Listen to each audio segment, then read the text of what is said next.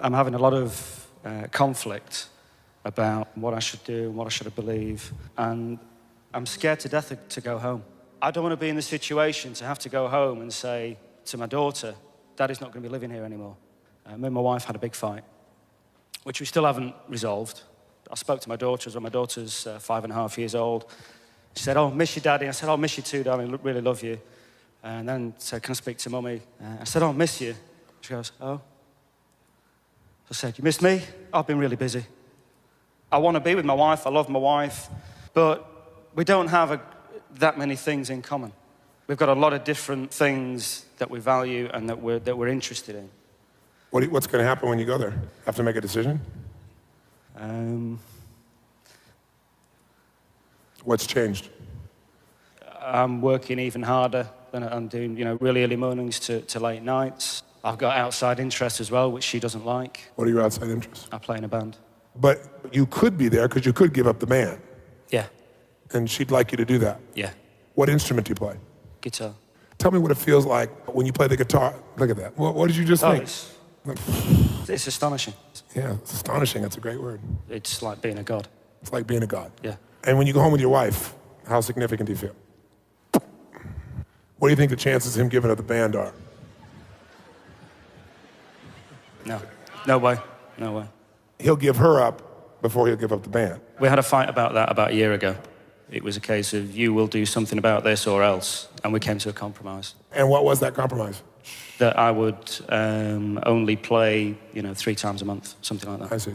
She's saying, here's something that makes him feel like a god, and the maximum you can be godlike is 3 times a month. And here's what I want from you. By the way, I love you. But she wouldn't see it that way, I'm sure, because what she's saying is you're not here with your family, you're not here with me, you're not here with your kids, you're not here with whatever. She has a different perspective, fairly. But I want you to see his window on the world first. Do you love your wife? Yes. Why'd you pause? I'm questioning it. Yeah. The reason he's questioning it is because he's not fulfilled there. So if I'm not fulfilled, how could I love her? And if she doesn't want me to be completely fulfilled, how can I love her? And even if I love her, I don't want to believe I love her because then I'm trapped. How far off am I? Bang on. Well, if I asked your wife, what's her name? Andrea. If I asked Andrea, score Neil for me, how significant does he make you feel? Let's do that. I want to switch hats. You're in her body right now. Mm-hmm. And I'm asking you, Andrea, tell me about Neil over there. How significant does he make you feel, 0 to 10? When he leaves, never comes home, makes the band more important than you are. He knows how you hate that rock music and he wants to go play it anyway. Maybe a 3. 3. Does he love you? Yes. He does. How loved do you feel, though, these days, 0 to 10 by him? 3. 3. And how certain are you that he's going to stay and love you? 8 or 9. 8 or 9. How certain do you feel, though, in moments about that? I think an 8. You're thinking as yourself right now. How many ladies agree with me? Raise your hand. This is where you're deluded.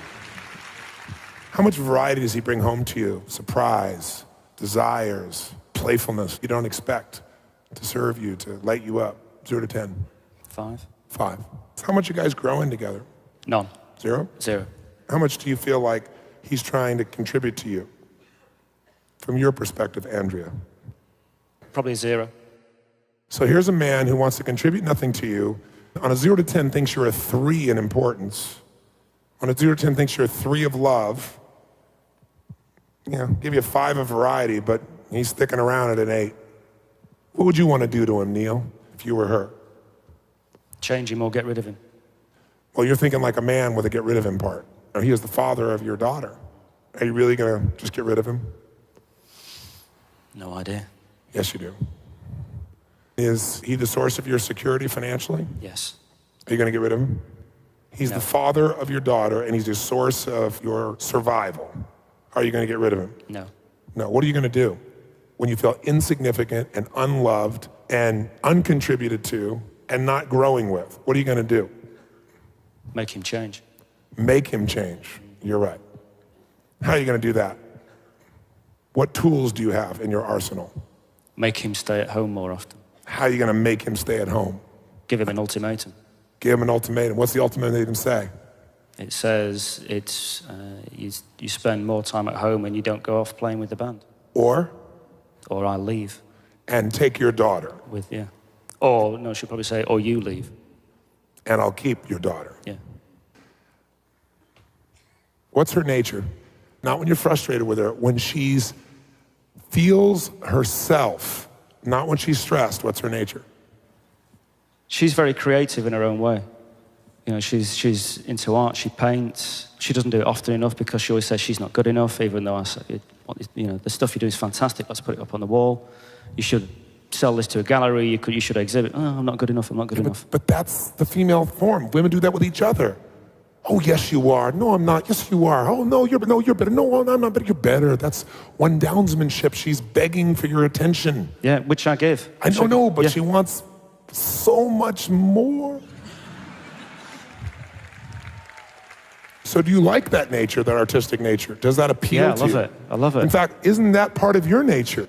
If she follows it, but she represses it on herself. No, she's begging for you to be her man and show her the artist inside. She's begging for that. Goals in life. Her goals are to? No idea. I've no idea what her goals are. So you can't leave. You have no clue. You've been too focused on yourself, even though you're a good man. Until you've gone and given everything you have as a man to fill up those 6 needs with her at 10s, you can't walk away. Because you haven't done what's necessary, and you know it. That's why you're on the fence. Because if you'd really done everything, you would have left, because you're a smart man and you're a strong man. What does it take for her to feel loved? What is she really after in this life? You fill her up so much that she wants to give to you now, and she says, honey, go to the band, go do it twice a week.